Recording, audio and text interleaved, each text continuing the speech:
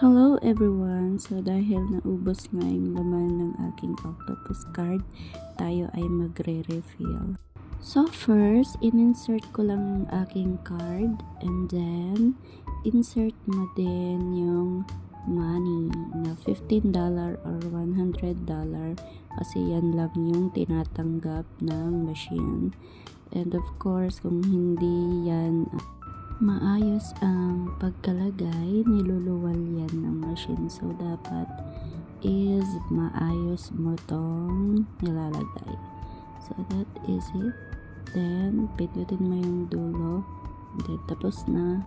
So, pasok ka na sa gate. Scan mo lang yung octopus mo. And then, boom. Nandito ka na sa my train station. Mabilis lang sundan yung direction mga best basta may present of mind ka.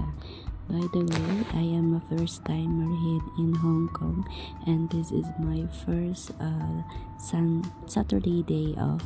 So dahil ako nga lang ay mag-isa at puro Sunday yung aking mga kasabayan at mga kasama na magde-day off, nataon na puro Saturday ang aking off day, so I decided to go in the Victoria Park mga best here in Tin Hau, and this is my first time to travel. Huwag ka lang talagang aanga-anga para di ka maligaw best.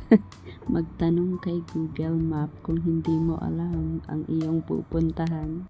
So this is the view, this is the flower show mga bestie. Maganda dito mga best, kaso nga lang for me is solo trip ako kaya wala akong selfie diyan na whole body picture. 1 hour lang siguro ako dyan or 2 hours ako nag-ikot-ikot then uwi na.